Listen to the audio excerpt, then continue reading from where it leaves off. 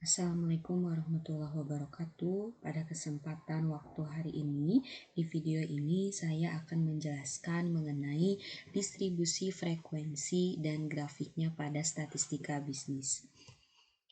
Sebelumnya, kita perlu tahu terlebih dahulu apa itu statistik, di mana statistika ini merupakan ilmu pengumpulan, pengorganisasian, penyajian, analisis, dan interpretasi data untuk membantu dalam pengambilan keputusan. Kemudian, di dalam statistika itu ada statistika deskriptif dan ada statistika inferensial, di mana statistika deskriptif merupakan metode pengorganisasian, rangkuman, dan penyajian data secara informatif. Kemudian, statistika inferensial merupakan metode untuk pengambilan keputusan, perkiraan, atau generalisasi tentang suatu populasi berdasarkan sampel, di mana statistika ini merupakan ilmu atau salah satu metode yang nantinya akan mempermudah kita dalam pengambilan keputusan. Dalam menyelesaikan suatu permasalahan, kita bisa memberikan solusi yang tepat, efektif, efisien, dan cepat.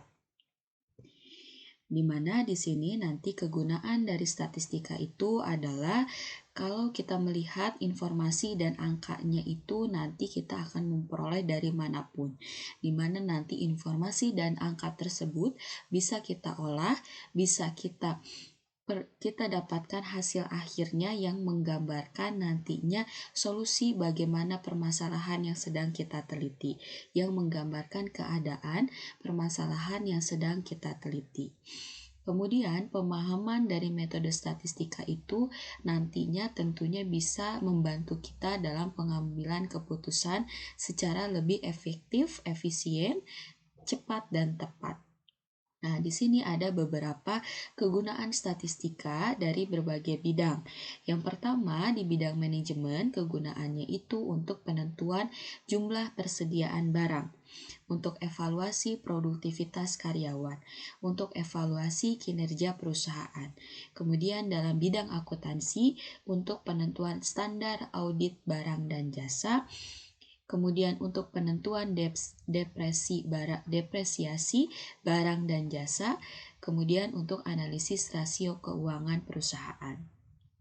Di bidang pemasaran, statistika khususnya penyajian dalam bentuk distribusi frekuensi tentunya bisa kita gunakan dalam penelitian dan pengembangan produk, untuk analisis potensi pasar, kemudian untuk forecasting atau ramalan penjualan.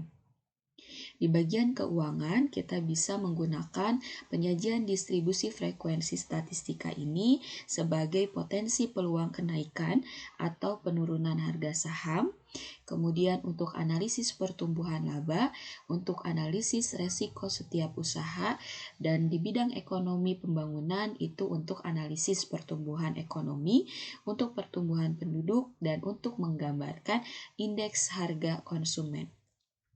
Berikut di sini akan saya berikan gambaran contoh bagaimana implementasi penggunaan statistik khususnya dalam penyajian distribusi frekuensi.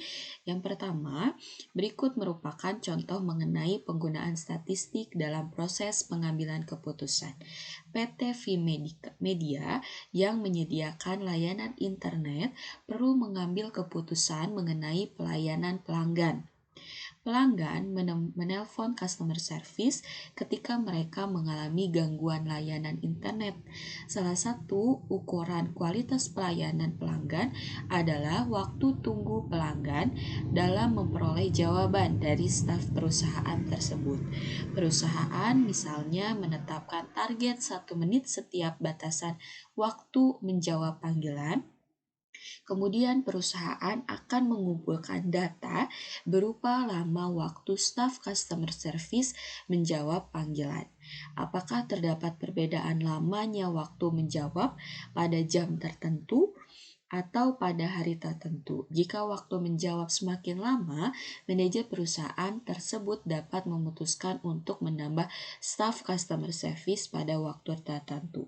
Jadi di sini penggunaan statistika atau penelitian analisis statistika bisa digunakan untuk pengambilan keputusan apakah akan menambah staf customer service supaya mempercepat dalam memberikan pelayanan kepada customer atau cukup dengan SDM yang ada saja. Nah, di sini dalam melakukan statistika, dalam penyajian data distribusi frekuensi, kita bisa memperoleh solusi bagaimana memecahkan suatu permasalahan secara lebih efektif dan efisien. Kemudian di dalam penyajian statistika distribusi frekuensi, kita akan mengenal atau kita harus mampu membedakan mana yang termasuk variabel kualitatif dan variabel kuantitatif. Di mana variabel kualitatif merupakan variabel yang dinyatakan dalam bentuk klasifikasi atau kategori, contohnya gender ataupun jenis pekerjaan. Yang kedua, variabel kuantitatif merupakan variabel yang dinyatakan secara numerik ataupun bilangan. Contohnya misalkan banyaknya waktu atau waktu antrian. Di mana variabel kuantitatif itu dibagi menjadi dua, ada variabel diskrit dan ada variabel kontinu. Variabel diskrit merupakan bilangan yang ditunjukkan selalu bilangan bulat, contohnya banyaknya ruang kelas, banyaknya konsumen. Kemudian, variabel kontinu merupakan bilangan yang ditujukan berada dalam interval tertentu. Contohnya panjang meja, daya tahan lampu.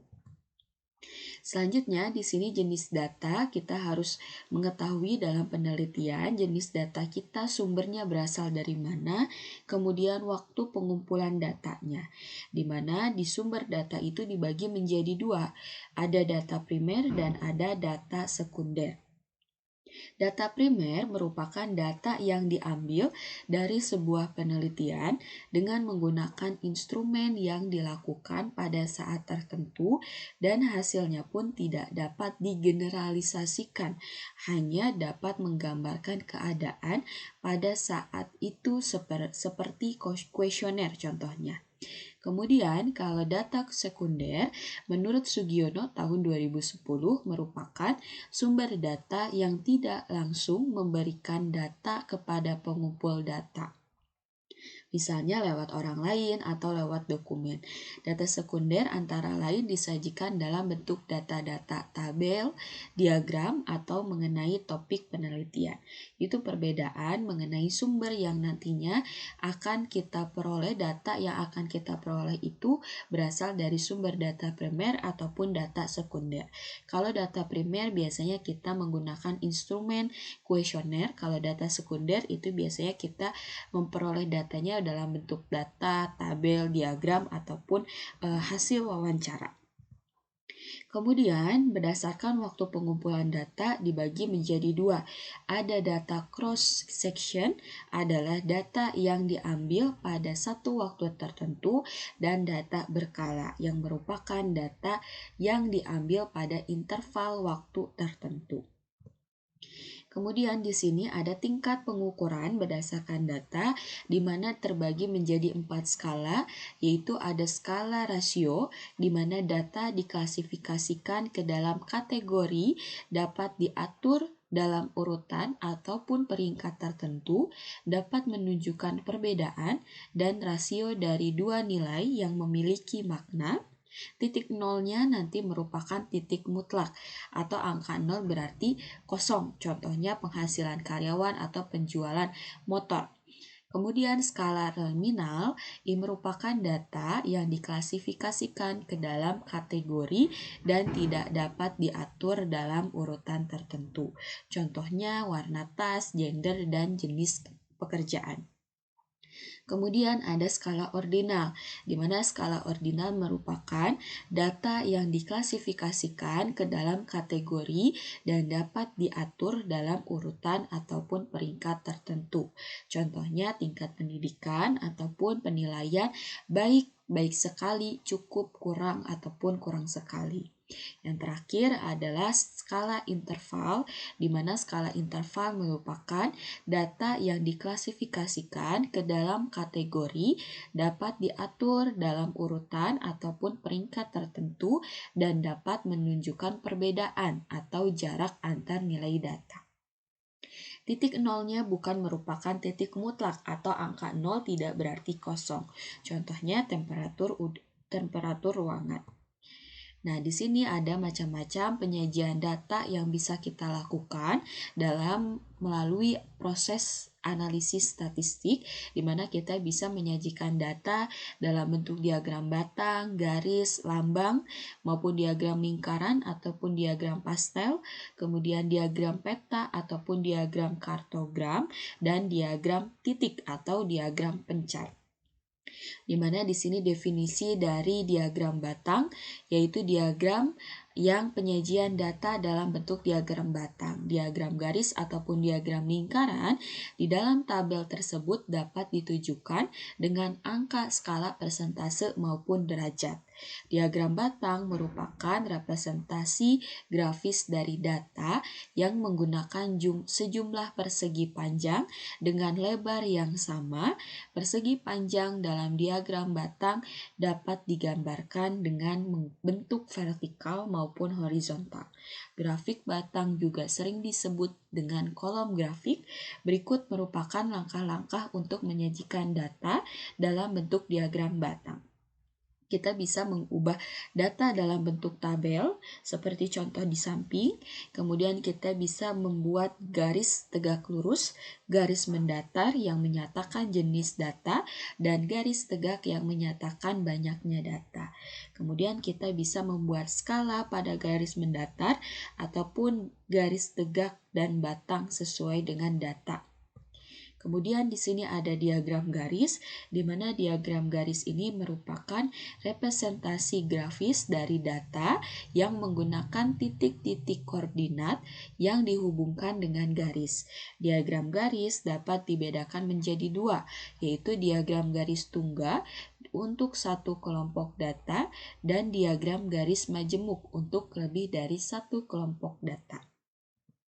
Kemudian di sini adalah diagram lingkaran, di mana lingkaran merupakan representasi grafis dari data yang menggunakan sebuah lingkaran yang dibagi menjadi beberapa juring lingkaran dengan sudut pusat juring menggambarkan besar data yang diwakili setelah dibagi jumlah seluruh data dan dilakukan dengan 360 derajat.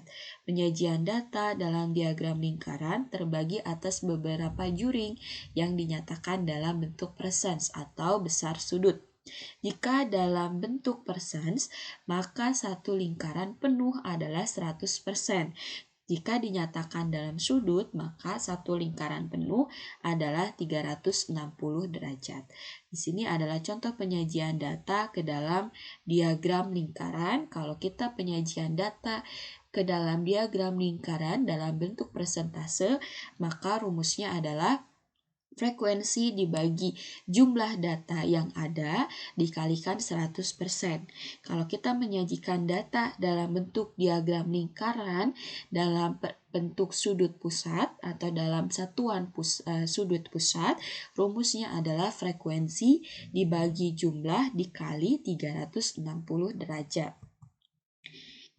Kemudian diagram lambang, di mana diagram lambang atau piktogram adalah penyajian data statistik dengan menggunakan lambang-lambang. Sering dipakai untuk mendapatkan gambaran kasar sesuatu hal dan sebagai alat visual bagi orang awam. Sangat menarik dilihat lebih jika simbol yang digunakan cukup baik dan menarik. Setiap satuan jumlah tertentu dibuat sejumlah simbol sesuai dengan macam datanya. Kemudian di sini ada bentuk diagram kartogram atau diagram peta statistik, merupakan grafik data berupa peta yang menunjukkan kepadatan penduduk, curah hujan, hasil pertanian, hasil pertambangan, dan sebagainya. Di mana diagram peta atau kartogram merupakan diagram yang digunakan dalam pembuatan peta yang menggunakan suatu perbandingan. Dalam pembuatannya digunakan peta geografis tempat data terjadi. Dengan demikian, kartogram ini melukiskan keadaan yang dihubungkan dengan tempat kejadiannya. Dalam pembuatannya digunakan peta geografis tempat data terjadi. Dengan demikian, diagram ini melukiskan keadaan yang dihubungkan dengan tempat terjadinya. Contohnya, jika kita membuat buku peta bumi, di situ antara lain terdapat peta daerah atau pulau dengan mencantumkan gambar-gambar pohon, gunung, rawa, danau, dan lainnya. Kemudian di sini ada diagram pencar, di mana diagram pencar biasanya digunakan untuk menggambarkan kumpulan data yang terdiri dari dua variabel dengan nilai kuantitatif. Diagramnya dapat dibuat dalam sistem sumbu-sumbu koordinat dan gambarnya akan merupakan kumpulan titik-titik yang terpencar. Kemudian kita mulai memasuki tahap distribusi frekuensi, di mana di dalam distribusi frekuensi itu ada beberapa pengertian yang perlu kita ketahui, di mana ada kelas merupakan pengelompokan individu ataupun item dari data kelas yang diobservasi ke dalam batas-batas nilai tertentu. Kemudian ada frekuensi yang merupakan tiap-tiap kelas yang diartikan sebagai banyaknya pengamatan yang sudah dimasukkan ke dalam masing-masing kelas. Selanjutnya semua data pengamatan pada masing-masing kelas dihitung dengan menggunakan sistem Tolly. Selanjutnya ada titik tengah ataupun tanda kelas, di mana merupakan bilangan-bilangan yang dapat mewakili kelas-kelas tertentu yang diperoleh dengan cara merata-rata batas kelas yang bersangkutan. Kemudian di sini adalah proses penyusunan distribusi frekuensi. Yang pertama, kita harus menentukan rentang atau range, yaitu selisih antara nilai terbesar dan nilai terkecil. Yang kedua, kita menentukan banyaknya kelas yang dapat digunakan rumus Strangers. Kemudian yang ketiga, kita menentukan panjang kelas. Yang keempat, kita menentukan batas-batas kelas. Yang kelima, kita memasukkan data ke dalam kelas-kelas yang sesuai. Dan yang keenam, kita bisa menyajikan distribusi frekuensi tersebut. Di mana di sini distribusi frekuensi merupakan pengelompokan data ke dalam beberapa kategori yang menunjukkan banyaknya hasil pengamatan dalam setiap kategori. Dengan kata lain, tabel frekuensi merupakan salah satu bentuk tabel di mana data disusun ke dalam kelas-kelas tertentu. Di sini sudah ada contoh data masa kerja 2-5 tahun, 6-9 tahun, 10-13 tahun, 14-17 tahun, 18-21 tahun dengan banyaknya masing-masing karyawan.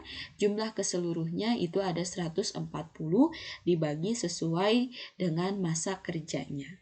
Kegunaan distribusi frekuensi nantinya kita bisa melihat data menjadi lebih cepat, lebih mudah dipahami. Kemudian lebih mudah untuk menentukan karakteristik utama pada data tersebut. Sekian penjelasan mengenai distribusi frekuensi yang dapat saya sampaikan. Mohon maaf atas kesalahan, kekurangan dalam penyampaian video ini. Saya sangat berharap saran, komentar kalian yang menonton demi perkembangan video-video selanjutnya. Di video selanjutnya kita akan membahas bagaimana perhitungan distribusi frekuensi dalam penyajian data. Terima kasih sudah menonton video ini. Semoga bisa bermanfaat. Wassalamualaikum warahmatullahi wabarakatuh.